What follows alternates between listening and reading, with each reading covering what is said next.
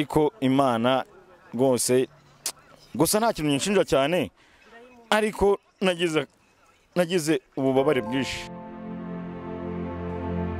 Nge nitwa Sindambe Emmanuel ubaganaye mba Nyacyonga. Sindambe Emmanuel ubona ari niki kintu cyaba cyarakubabaje mu buzima bwawe? Ikintu cyambabaje mu buzima no gupfusha umugore wanjye kandi yari muto afite imyaka 27. Ansigira abana 4 harimo n'umwana wonkaga w'amezi 7. Ubwo byahise bituma numva ko Imana imbabaje. Nicyo kintu cyambabaje, afazara yari gupfa mama cyangwa kuko bane n'umukecuru. Yazize iki uyu mufasha wawe? Yararwaye cyangwa ni impanuka byagenze gute? Yagiye mu bitaro hano Betisayidi, bamujyana Masaka byanze bajyana Kanombe niho yapfiriye.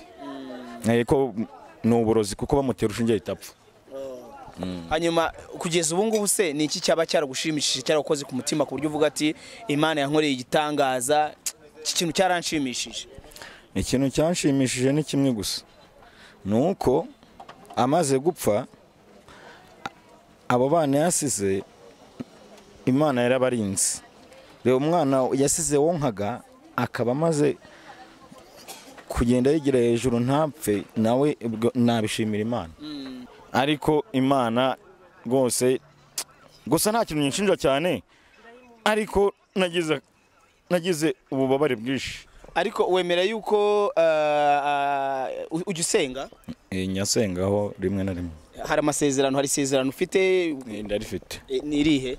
Ngiye naririmbaga muri korali, urumva mfite isezerano ko nzapfa nkijijwe nkajya mu ijuru. Uzapfukije ujye mu ijuru? Hanyuma harabura iki se kugira ngo aribundi se wishinja ibyaha? Uri umupagani? Ubu ngubu nasubiye inyuma. Ni iki kigaragaza ko wasubiye inyuma? Nasubiye inyuma kuko nasubiye inyuma kuko ubu ngubu nsigaye nywa itabi, nsigaye nywa inzoga, kandi imbere nkijijwe nari umunyamasengesho nkora ibintu byose. None ubu nasubiye inyuma nywa itabi nkanywa n'inzoga.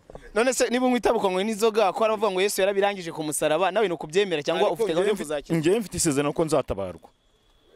Ukaba umukristo nanone? Nkongera ngasubira imbere y'Imana. Kugeza ubu ngubu harabura iki? Ubu harabura akantu gatoya, ariko Imana izagakemura.